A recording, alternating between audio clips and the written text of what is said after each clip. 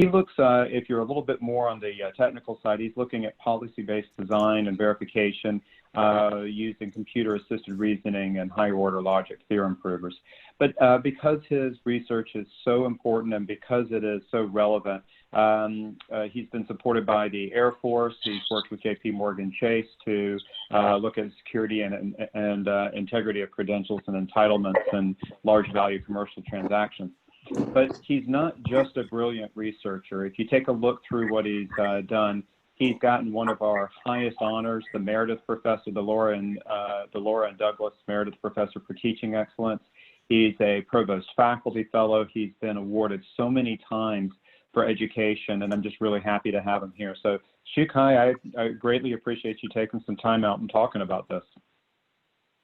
Well, Cole, it's great to be here, and you know, I recognize some names, and so it's good to have everybody in the audience participate, because they can keep both of us honest, you and me, and I'm hoping there's a good there's a good Q&A for this. I'm sure there will be. Now, just looking at the names here, what percentage of these people are folks that you taught that have a measure of revenge that they're looking for here? Just so I know what kind of questions to ask. Well, without revealing particular names, there are people I graduated from Syracuse with as an undergraduate who are in very, very prestigious positions. And I see a name that I work with on the Syracuse Regional Airport Authority who can definitely hold me dead to rights in terms of operations and mission assurance and things like that. There's also, but many electrical engineers are on this call that I recognize. So that's fantastic. Well, so I think what we'll do here is have a little conversation about, just looking at the chat, we'll have a little conversation about, you know, about cybersecurity, but that means so many things to so many people. So, you know, I was thinking about this in terms of first the vulnerability of certain systems like the electric grid and like some of the others. So we have this Internet of Things that's really blossomed over the last several years. Where do you think we are right now, kind of a state of the art in cybersecurity, our preparedness for it, things along those lines? How vulnerable are we right now? Well, I guess how vulnerable we are, there's that old saying, where you stand depends on where you sit. Okay, so, you know, in giving briefings to high-level leaders in the past, I've actually been, and let me say that these are my opinions. They are not the opinions of the university, the Air Force Research Lab, the National Security Agency, or anything. These are, but in terms of where we are, you know, I've basically said in the past that we are essentially living in a cardboard box in a shanty town built next to a garbage dump that's on fire. And, you know, and, you know, and I think part of this is, and this is not an original quote, one of the Eugene Spafford or Spaff at Purdue, when he was visiting, you know, several of his former PhD graduates who are in our department, you know, he said, there's a limit to how much you can fireproof a cardboard box. And everything from, you know, and so, you know, I think the title of this session actually used the word climate. And so if we compare what we were thinking of in the beginning of the PC era, and then we look at our climate now, where climate is, as I use it, is the characteristics of the everyday. And every day we hear of more breaches. Every day we hear, you know, there's more phishing attacks. I mean, people have asked me, how does COVID-19 affect all of this? And I basically say what US CERT does and DHS say. It's basically, it's old wine and new wineskins, in the sense that people attacking or trying to penetrate our networks are trying to get credentials, they're trying to get access, and they are just using the topics of the day to gain those things. And so in that sense, we've become, I guess, desensitized to the vulnerabilities that are in our systems. Although today, you know, we are the rapid move to online for business operations I think highlights the importance of our information infrastructure and all of that just to get anything done. You brought up the impact of COVID-19 on cybersecurity, and I think one of the almost trivial types of things we see is that we have to be a lot more careful on how we operate Zoom meetings now. We learned that one very, very quickly. But what are what are the more serious impacts that we've seen? Because I don't think that's obvious to most people that even they use computer systems frequently. So let me just put this out right at the beginning. So my area is technically called mission assurance, which is how do we, given what a mission is supposed to accomplish, as well as the unacceptable losses and getting that done, and identifying the various configurations we might be, the hazards, so to speak, and how to mitigate that. The last thing in the world I want to do is blame users for systems that are, designed for one purpose, but deployed understandably, rapidly in other purposes, in other situations. So having said that, things like the Zoom bombing or things like, any of the systems that we deploy, for me, where I sit, it's to reason about access, and specifically who is authenticated and what does authentication and authorization mean in particular situations, so that whatever action is taken, we can get back to sleep as either users or designers of the system, knowing that if an action was taken, the system was set up and designed necessarily so that every action that was taken was necessarily authenticated and authorized, that we knew specifically who was doing it, and that that they had the right or the privilege to do these, whatever it is they did. Now for Zoom and those things, the problem is that those configurations, sometimes you actually do need to know a lot about how to configure systems. And I think that was an unfortunate side effect of the rapid, nationwide and one could argue global shift to online systems. I mean, I don't have to be a mechanical engineer to safely operate a car because of all the safety mechanisms that are built in. That's what we need to be striving for long term. And again, there's also what we talk about, in the field, which is, and what we have to evolve from, is that the desire to have and more, extra functionality for convenience, that you have to look at in terms of providing additional attack surface. Because for every additional function you have in a system, that is yet another potential way for somebody to get unauthorized and fraudulent use to those things that are important to you.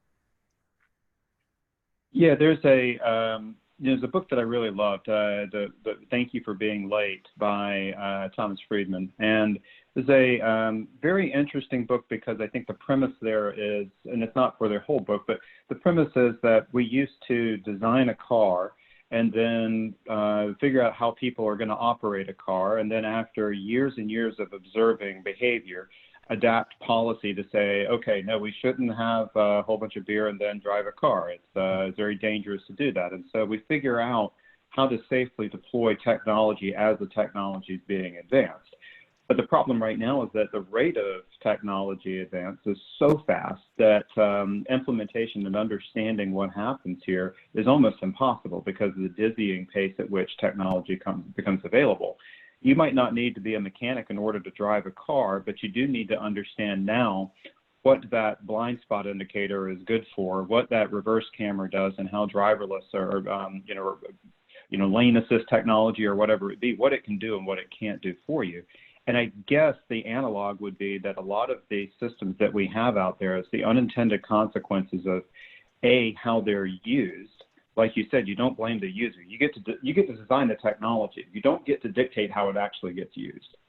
And then B, what I think you referred to them as attack surfaces, but what attack surfaces you end up creating from this. So, I mean, how does I suppose that part of it is all of our responsibility to educate, to include ethics and just thinking about, I would just say mostly engineering ethics at the undergraduate level. This needs to be more of a core discipline, given the rate at which things come out. But I guess this also comes into core design principles these days, right? Absolutely.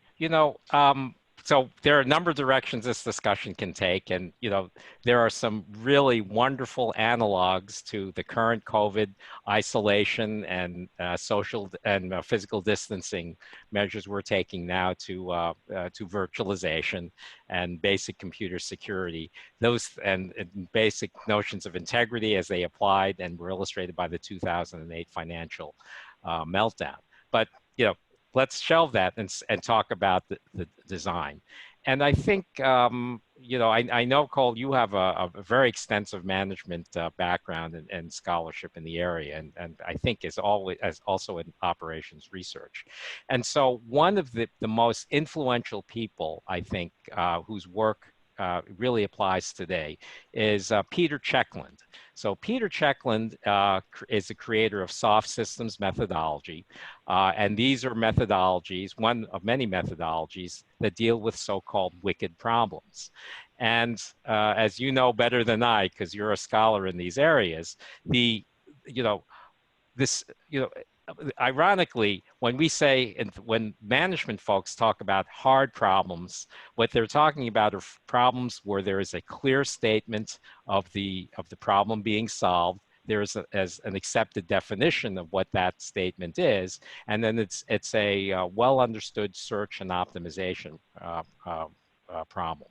But when we talk about soft systems, soft refers to people, and therein, and as you know, when we have a problematic situation, such as transportation, such as securing our critical infrastructure, which includes all the information infrastructure, we have various constituencies. We have beneficiaries, we have victims, we have suppliers, we have users, and then all of those people view the problematic situation differently, and they perhaps view what's of value differently and what constitutes, in our case, adequate protection.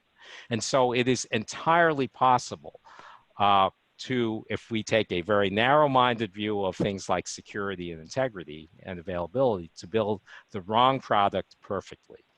And in some sense, that's what we as engineers and computer scientists have to ramp up our skills, so where we routinely can do those soft systems methodology, which is to add a frame to an unstructured problematic situation, gains enough consensus to move forward to come up with what Checkland calls a human activity system, which people in the Air Force might call a mission activity system, and then proceed to use our methods and tools. But just like any product designer knows, you build the right product and you build the product right. And so that I think is and given technology's role in modern civilization, it is my view that it is our responsibility to do these things and to equip our students to do them as well. I think we focused in our educational field for a long time on building the product right, but building the right product is not something that we typically, well, let me say that. In years past, at least, it was more or less, hey, here's the project or the product you're trying to design. Here's the software system. This is what your code should accomplish. This is what your machine should do. I don't know if we've really given enough thought traditionally in engineering and computer science to that issue of, do you have the right product in the first place? So we've given, I'm still a little new to Syracuse, but I have seen some intentionality in addressing that through Invented SU and through some of the other kind of projects we've been in. So that's something to be proud of, I guess. It is. And, I think SU has to wave the SU flag a little bit. This is why the multidisciplinary and interdisciplinary centers, like the Case Center that Brad Strait started many, many, many years ago, but now more contemporaneously, centers like the Institute for National Security and Counterterrorism, you have real policy questions linked up to technology.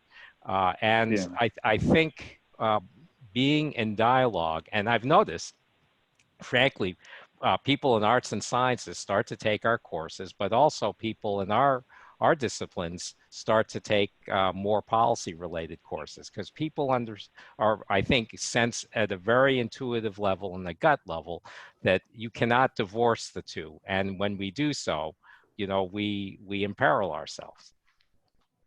That's a really important idea because I'm going to ask in a bit about some of the concepts that cybersecurity professionals should be really good with, some of the skills they should have. So that's going to be one of them. But before we go there, given that we do have technical people on the call, and I do want to give us all a chance to nerd out a little bit here. You threw me a bone with the operations research part, and I appreciate that. But maybe you could talk a little bit about what you're seeing right now in terms of offensive tactics and that we have to defend against. I mean, can you describe what kind of offensive tactics that are a threat to modern systems? Oh boy. Let me say just your favorite few. I more or less just asked you to describe the planet, Shiu-Kai. I'm sorry. Well, no, actually, what I was going to say, to quote a very, to quote General Powell, I will always tell you what I know, what I don't know, and what I think. So while I did start out from 95 to 99 in the Air Force Research Lab Defensive Information Warfare branch, I have never been an operator on the floor, conducting offensive operations. Now, having said that, a lot of the briefings that I would attend in those, let's say, the 20 years, a lot of these related to vulnerabilities in systems. And frankly, those of you who have security clearances, mine are no longer current. But, many of the briefings, why we kept certain things secret was, okay, this particular weapon system is relying on this particular piece of hardware, this particular operating system, which, by the way, we can't patch for various reasons. And if that ever got out, that would be an avenue for somebody to essentially take over or corrupt our systems. And so I think whether it's Stuxnet or the takedown of Aramco, where they lost, they had, I think, thousands of machines destroyed. All of these things basically rely on some access, usually through a vulnerability, and that includes human vulnerability and human behavior, whereby a system can be placed in an unacceptable and hazardous state that leads to an unacceptable loss. And so, again, we can talk about phishing and we can talk about, don't click. And I get it. And Dean, and I definitely say, Dean J. Cole Smith, you remember the last time I emailed, he says, hey, did you really send this email? No, I did not. Yeah, and I say that even I mean, anybody, and myself, absolutely, given the right circumstance, whether I'm awake or tired or just what has happened during the day, can cause any one of us to inadvertently give access for malware insertion into our systems. And I think that's kind of like driving your car, hitting the pothole just right, and then all of your axles break. I mean, so that's what I'm. That's essentially what I think. Yeah, so it's not necessarily the attack that's the most technically sophisticated. It goes back to fairly mundane attacks that a wide array of users with varying degrees of sophistication might be able to, or unwilling partners in, I suppose. Yeah, what I know from people who some of our, I'm very proud to say, some of our graduates do offensive cyber operations. But what I can tell you in their planning cycle is that they have particular objectives. In other words, what system and what aspect of a system do they want to, let's say, gain control over, so compromise. And then they will map out organizations and various paths to that. Usually it involves exploiting a vulnerability or gaining credentials that gain them access. And, you know, I think for most of us, particularly, I would say academic institutions or as an individual, you know, I know I'm not important enough. And while I love Syracuse University, I suspect Syracuse University is not on the top 10 list of any nation state to compromise. So it's not that we can be sloppy, but I think I think we have fewer uh, uh, fewer things to worry about. Let me just put it that way. Sure, sure. And as we start moving forward, we really do need to think about the what it's going to take for people when they want to get into this field. What should they know about this, on day one? What kind of skills are important? And I'm going to piggyback on that. It's a moving target, right? Because I don't think that one would need to be a physics expert maybe 15 years ago. But if quantum computers are going to, in the next 15 years or so, going to start to come to the fore, and if their power is going to be realized, and I know that by itself is another 30-minute conversation we should have, probably with some people that know more about this stuff than I do. But seeing all this come down, if you've got somebody who is 17 years old and she's graduating high school and she's coming to Syracuse, she wants to work in this area, what are the things you want that student to be strong in, and what kind of skills should she have? Wow, that's a great question. And in fact, we just admitted our class for the fall, and I was fortunate to have somebody from Texas match that exact profile. And, it's great. amazing. I think, the saying is, we'll all end up working for her in 20 years. That's the type. So here's the profile of that person. And basically she did. First of all, she was very serious-minded but open. So she took every opportunity to explore building things and seeing if they worked. And I say that as an engineer, in that she took obviously all of her STEM courses, but what was so impressive is that she wants a national security and cybersecurity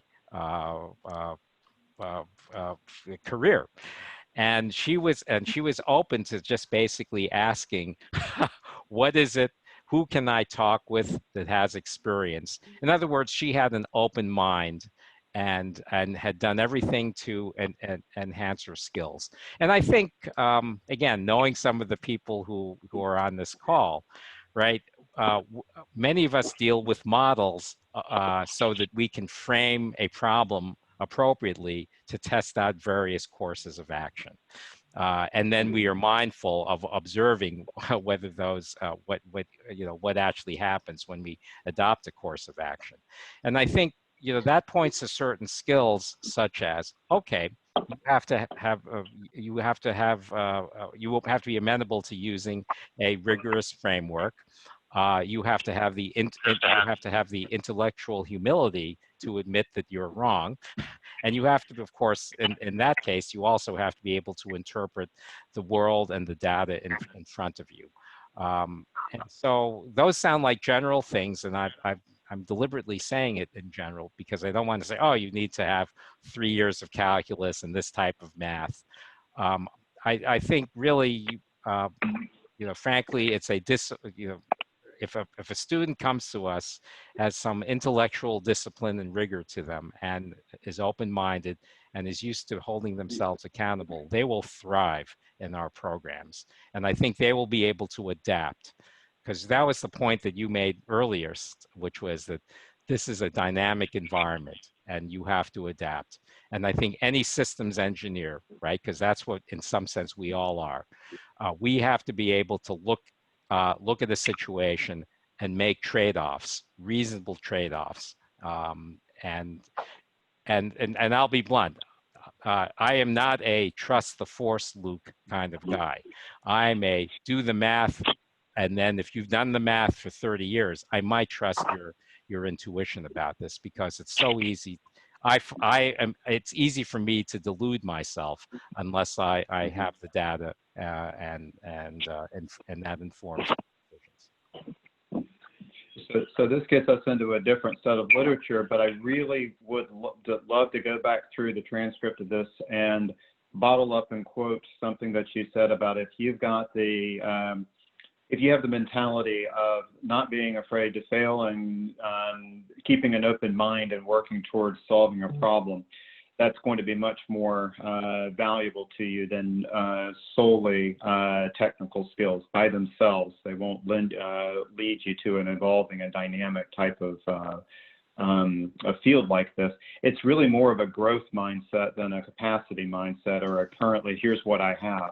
That's extremely important. That's the mindset I think we should all be having in engineering and computer science, whether that's a mechanical or an environmental engineering or whatever it would be. Yeah, absolutely. I mean, you know the old saying, if all you have is a hammer, then every problem looks like a nail.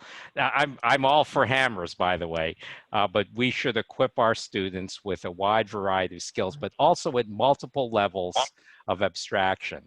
And so for us as a college, you know, we know that diversity and inclusion is so important. And why is it important? Not just because of a ratio that I can point to in my organization, but because it allows me to understand the viewpoints of people who are different than me. And, you know, I think that's we all, I think, have experience looking at the problem in different ways, and all of a sudden it becomes clear. Or we realize I've only been looking at this way, but there was something blocking my view, and it's like, oh my God, you know, that 3 o'clock in the morning wake up when you just your eyes pop open and sweat's pouring down your brow because you missed something, you know, and so that's where I think we need to elevate. I mean, I'm all for math, logic, and proofs. Don't get me wrong, but solving the right problem and hearing from the people who are actively engaged, either experiencing that problem or acting on that problem, is important. That's great. And at this point, I want to follow up with one comment there, but at this point, I would like to go ahead and start getting some questions from the audience. So to prepare for that, if you want to start putting your questions in the chat box, or if you want to use the hand raise feature, I can monitor that as well. I'll try to get through the questions the best we can. So while those questions are coming in, it is amazing how many systems I see where people design this design the systems in a certain way as to how they would use it and how the other people in the room would use it. And without a diverse set of folks in the room, how are you going to be able to satisfy society's needs? You just won't be able to. You know, that's a great point. So I have a question here from, and I'm sorry if I don't get some of these names right, but it looks like Mustafa Al-Niama. Can you unmute yourself and ask a question for us? Yes, hi.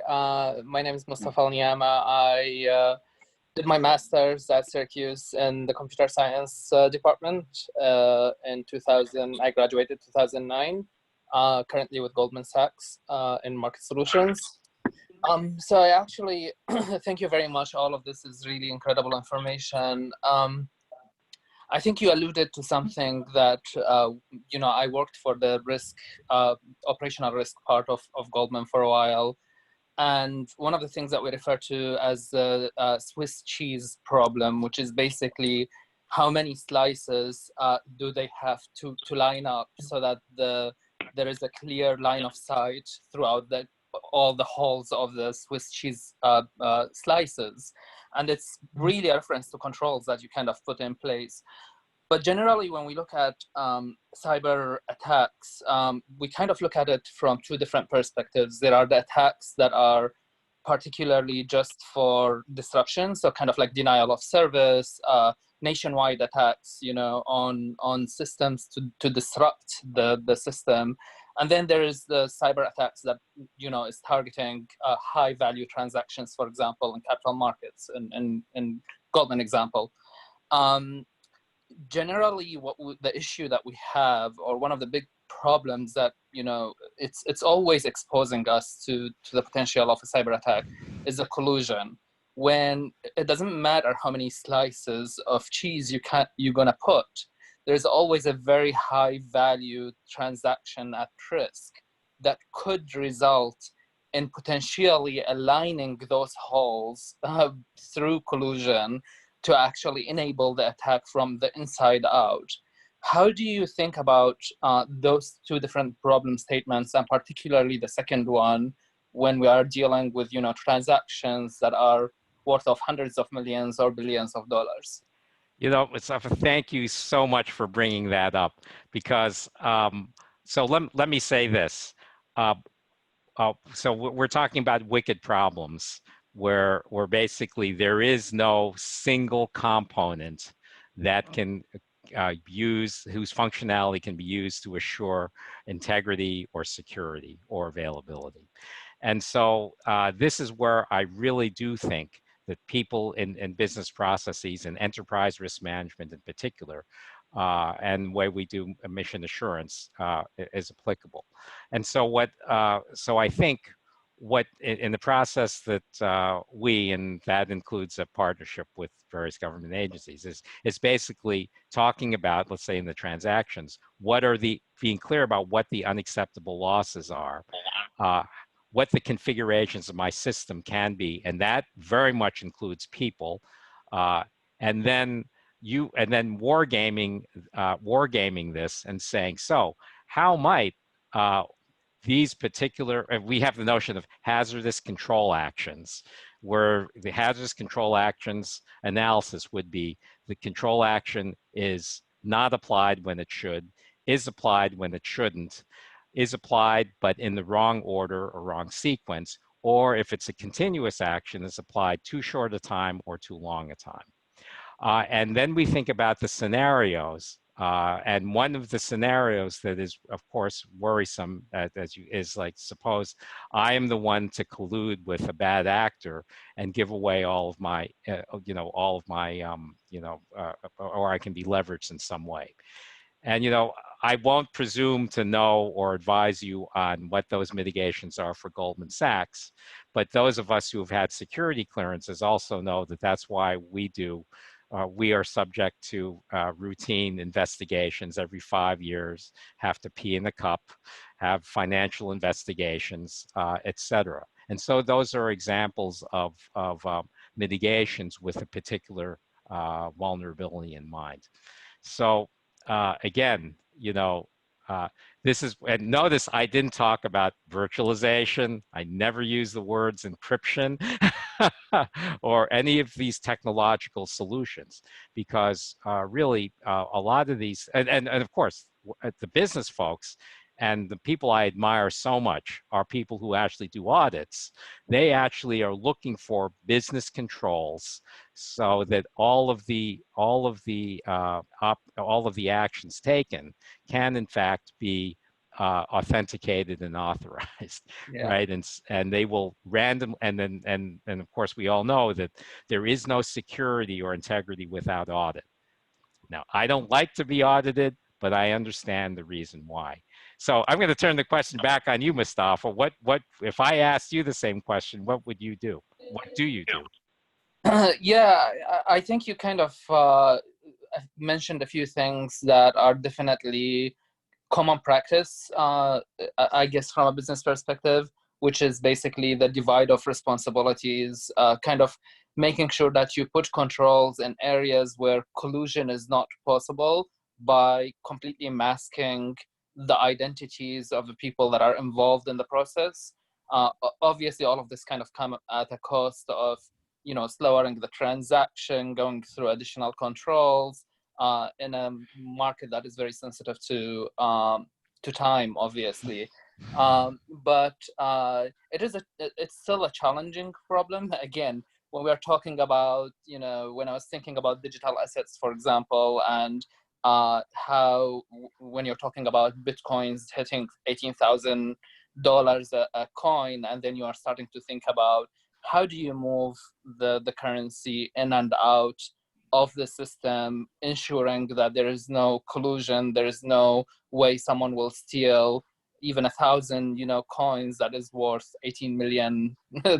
So it's always there, but I think the more you break the process and the more you isolate the process, I think the harder the collusion is achieved. Process isolation and controlled sharing. Yep. And Exactly. that's right back down to the technology. And I will put in this little plug for basic computer security, and thank you, Mustafa, is that, at the end, all of my students graduate being able to at least look at an instruction set and ask the question, is that instruction set, is there a single instruction that is security sensitive that users can execute? Because if that's the case, you've been given mission impossible. You cannot virtualize or protect your system. And anyway, sorry, Cole, I've gone off on a bit. Hey, I was trying to lead you down this path earlier. I'm glad I'm glad we got there. But I do have a couple other questions that come up. We were talking about this issue with Zoom, at least obliquely we were, and the question was from Ron, and Ron, thanks for posing this. Is there a for these types of formal trusted computing elements that you research? We talk about critical systems as opposed to general use consumer systems. Is there a way to apply these methodologies in a broader sense? And do you think that that's necessary? Yeah, so I think, let me be clear about the methodologies. So my particular methodologies I'm talking about are really mathematical and logical models of how a system changes state. And, but, so I'm not saying that before you use Zoom, you should do a formal verification of your system.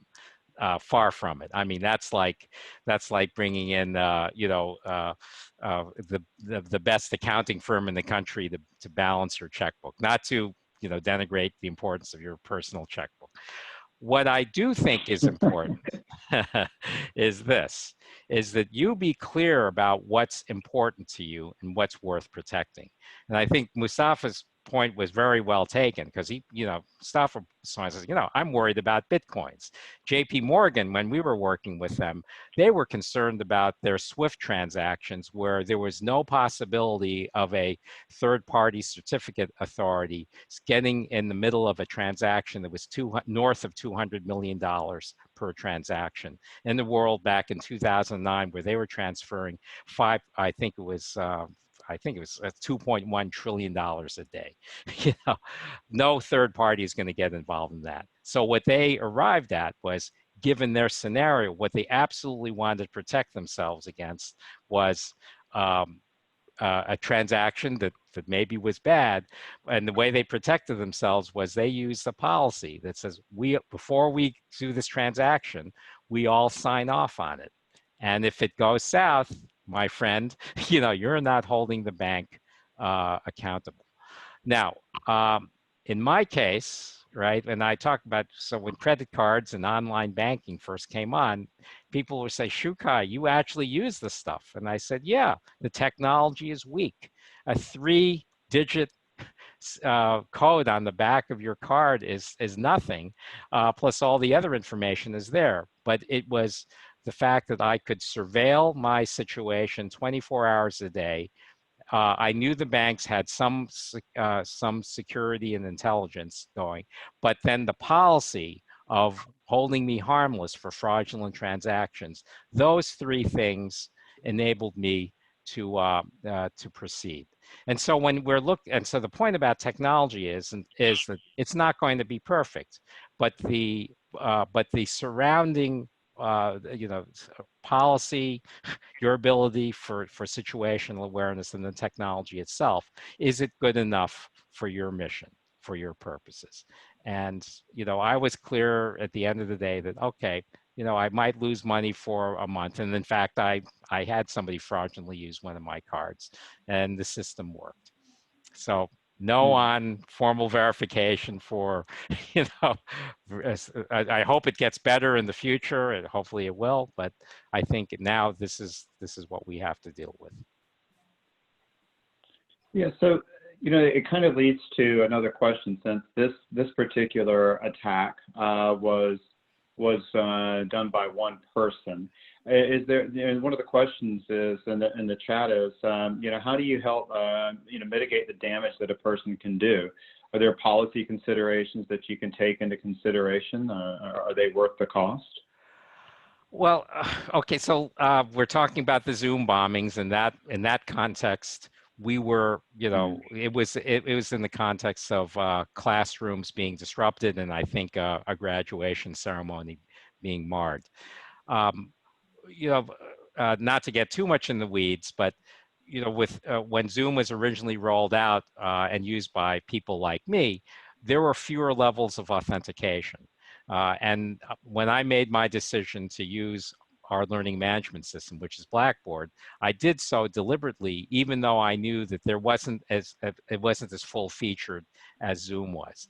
But in order for somebody to get into my class, they had to first be a student. Second, they had to get past Blackboard, and third, they had to be enrolled in my course.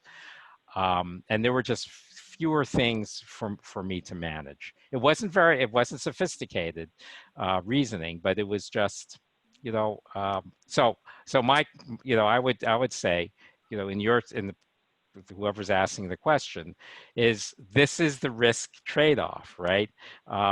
Is the level of effort good enough or worth the level of protection that's good enough? I mean, this is satisficing. Let me be blunt about it. You know, and we all know, because I think we're all engineers and computer scientists here, that models are not even a pale reflection of reality. They are just one aspect that we choose to describe in a way that's amenable to analysis. So we know the limits of our models. So this is where I think we have to engage, you know, in our own organizations. And, you know, we're not always going to get it right. I mean, the university that, I mean, I feel for the university that had its graduation ceremonies marred. But I think if I read the reports, they dealt with it pretty quickly.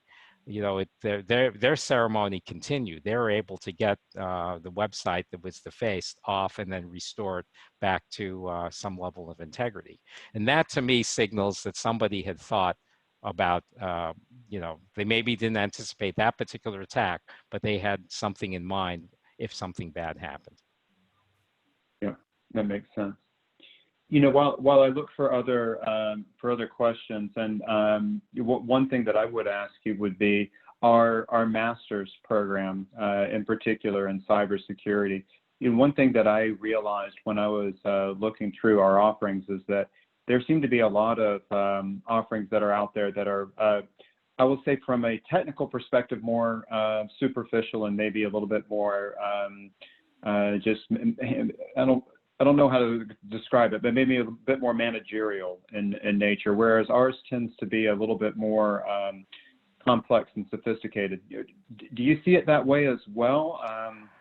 What kind of advantages does that approach give our master's students over some of the other programs? Yeah. I mean, so there are a lot of programs, and let me say right off the bat that, you know, particularly in our master's program, whether you come in as a MS Computer Science, MS Computer Engineering, Electrical Engineering, or Cybersecurity, you know, that you can move around very easily in all those programs. And why I think our programs are important is right now computing is rooted ultimately in the realm of electronics. You know, it's electrical phenomenon, and so that, you know, at the end of the day, right, in cyberspace, the only thing that's real in cyberspace are people and hardware. Everything else is subject. I mean, everything else is synthesized. And so, what the advantage is that you know, people who actually are decision makers eventually, or leaders, and all of us usually get a chance to lead, will be, if you have this type of technical education, your thinking will be rooted in physical reality. And then hopefully your experience roots you in human reality. Where I think Syracuse also recognizes the need for is the intersection of technology and policy. And so while there are excellent programs that focus purely on technology, and let me just talk, that's the SANS type of courses, and there are programs like the Harvard cyber programs, which are pure policy. I think very much in Syracuse's character is the combination of, and the multidisciplinary work that reflects the intersection of technology and policy, practice and application and theory. And we have, I think, deliberately set up our programs with that in mind. We can always do more, but I think, and of course, those of you who know more about this, there's a notion of technology push, right, where I build it and they will come, not necessarily true, and technology pull. And I think particularly in cybersecurity and critical systems, it's both, because you have the policy people saying, hey, tell us what could happen. And then we have the public saying, oh my God, I use this stuff, but now I'm in danger. And so, I think we are well situated to hit that sweet spot of intersecting technology and policy in very effective ways, so that we can ultimately we can do reasoned trade-offs critically as they relate to not only technologists, but the society we serve, because that's our raison d'etre for engineering, to support society. Absolutely. Yeah, very well put. Mustafa, you had a comment? Yeah, actually, Shiu-Kai, you've literally, I wanted to mention the whole concept of interdisciplinary and understanding, not only from a system perspective, but truly what is the value at risk. Like, if you don't understand what the business problem is, if the system is compromised, what is the actual damage going to be? It's going to be very difficult to justify the investment into the technology to say, this will have the right return for me, and that's why I can go to senior management in a corporation or even in the government to say, this is the dollar amount that I want to put against it. And in certain cases, I think the other comment that I wanted to make, the policy and the tools and the procedures that you put around mitigation are also incredibly difficult to implement, because it's not only the financial loss or the temporary disruption of the service, but it's really the almost perpetual impact that it carries after. So for example, if you think about the hacks that happened with Target, or the hacks that happened with Capital One, those aren't really necessarily just about the monetary value that have been extracted out of it, but the information, the sensitive information of the customers that is out there. You don't even know how to change it. Like, if your social security number for 20 million customers have been compromised and stolen, this is not something that a policy can go and fix tomorrow, because it has so much bigger implication on every aspect of the customer life. They can't just go and switch it the next day. So I think that multiple disciplinary, understanding the value at risk, understanding where the policy, the mitigation could work, and where the mitigation isn't even an option, is very important in understanding how much of an investment you want to put in the system and in the robustness of the system. And it is something that we always kind of think about when we are designing those systems or talking about solutions, to invest in solutions to come and improve our internal systems. Why am I protecting it? Why am I spending this money? What is the value at risk? What is the damage that can come out of it? Can I live with that damage after? Can I mitigate it? Would it be cheaper, or would it be something that money wouldn't even be a play in it? Reputational risk, for example. Yeah. So that's the only thing that I wanted to add from my side. I'm really glad that you did, because again, I alluded to the fact that Cole and I share an interest in enterprise risk management and identifying unacceptable losses. And, look, I'll just say this. Many times if you say what's at risk or what's at bad, people will give you a laundry list of whatever's on the top of their head. But when you ask them, so how is what is the strategic or the unacceptable loss to the institution as a whole, then that list gets pared down very quickly. And the deals, I think, as you can, you certainly, I should be a student in your class, but it basically gets down to, again, a trade-off. How much resource do I have, and what's the best use of that resource to protect the things of value? And then we say, well, what are the things of value? Because actually, we won't necessarily agree. And if I, as an engineer or as a contractor to you, pitch something that makes protects exactly those things you don't care about, there's no sale, Yeah, loss exactly. of my credibility. And in our book, we basically say, look, the thing we actually have to do is build the right product and build it right. And it does me no good to build the wrong product, right or wrong. And certainly I don't want to build the right product wrong. And so, that's hand in glove. And that's my signal, I think, to shut up, and I will. Reputational and regulatory risk for us are significantly more critical and important than financial risk. P&L is P&L. It's, course of business. We can recoup, recover from it. But really, when it gets to the reputational risk, it completely damages the business in perpetuity. It's just like, it's done. That's very, very difficult to recover from, let's put it this way. It is, because I really think that a lot of companies end up getting tied to that. Like, you think of the company, and that's, word association. Some of those attacks or some of those vulnerabilities are the first things that come to the mind. And you're right, you can't recover from that. Let me make sure that I give, because I think we have time for about one more question, and I do have a good one here in the chat window. I'm just going to read it out for you. It says, Shiu-Kai, could you expand on the hazardous control action analysis that you touched on earlier? So in complex systems such as like an aircraft or a subway train or refinery, where there's so many control interfaces between subsystems, so, system of systems, that very complex type of system, I guess.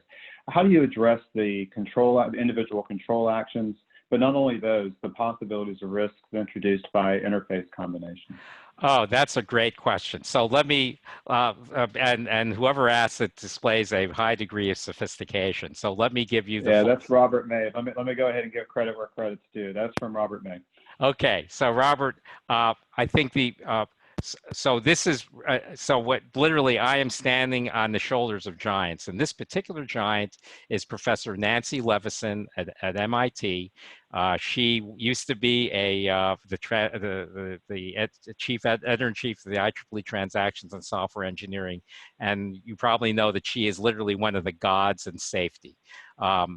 So the particular analysis is this, and actually here, not to give a plug, but I will, so the answers to all your questions are in this book that Nancy has written. Is called Engineering a Safer World, Systems Thinking Applied to Safety. And she has something called the STPA, or Systems Theoretic Process Analysis for Security. And we can talk more offline. The good news is that this book is freely available in PDF on the web. One of her graduates, Dr. Colonel William Young, who is, I'm proud to say, a research professor in EECS, his dissertation in 2016, it used STPA, but for security. And he is still active duty, but he is, he's also on our payroll as one of our research faculty. And he is one of the crafters of something called functional mission analysis. And so for cyber, and that's the Air Force doctrine now. So the quick answer to your question is, one, at a top level, you will come up with, it's always on functions. you know, so given a high-level view, it literally is what are the high-level control actions that you can take, and it has in fact been applied to airplanes, pharmaceutical companies, policies, et cetera. And as you refine your things down, you might actually focus on the braking system for a plane that's landing and things like that. And how you deal with it is essentially the complexities, very much like designing chips. You have computer-assisted reasoning tools and design tools. In this case, the tools that I've seen very much are like spreadsheets that account for what amounts to, in the old defense business, A specs, B specs, and C specs at varying degrees, so that a particular scenario you can trace back, trace everything back. I'm just trying to do a 60-second synopsis of something that's a person's dissertation. But the bottom line is the output of these system views of the front end is deriving what it is, the system level constraints or invariants that have to be satisfied. So that when people like me who used to get these requirements understand what it is, why it is that they're there, and what it is, what mitigations they represent. Sorry, Cole, that's probably too long an answer. It's not too long of an answer. I love getting it, and I know that the audience here did too. Those more and more we're seeing this, and these are the future problems, and it's what I keep asking the students and our junior faculty in particular to say: do not put so much pressure on yourself to solve today's problems. You want to be looking at the ones that are 5 to 10 years out. And a few of them are even farther out in front of us than that. So I love that. That's a great discussion. Shiu-Kai, thank you so much for taking all this time and going through the details. This is really well done and informative. I can promise you I learned a lot. And I greatly appreciate so many of you showing up and participating here. It was great to see. We had well over 50 folks in here at some point, which is about 50 more than would have shown up if it were just me talking. So I really appreciate that. No. I will listen to you anytime. All right. Well, everybody, thank you again, and I hope you have a terrific afternoon, and we look forward to doing something similar to this again in the future. So okay. Thank you guys for doing this. I'm glad that it took COVID, which is unfortunate, but to be able to do this in a virtual space, so those of us who are far away can at least attend and enjoy this exercise. It was really informative for me. Thank you, as always. Yeah, Ray, it's good to see Ray, you. it's one of those silver linings. Good to see everybody. You see what I got in the background? That's snow. I don't even know what the hell that looks like anymore. It stopped last week. So we're out of it now. Thank you. For the moment, I guess. Okay. Yep. Ron, so good to see you too. Good to see you too. And I see Mike is on there, Mike Lazar, and okay, well, it's great. Thank you so much for spending some time with us. And I think I saw Ray Halpin. So anyway, okay. You did, Bill Halpin. Mm-hmm. Bill Halpin, right? Ray Fry with Yep. Bill Halpin. Yep. Okay. There are a few different Rays though as well. Yeah. So. All right. We're allowed. Thanks a lot. All right. Thank you very much. Folks. Bye. All right. Bye-bye.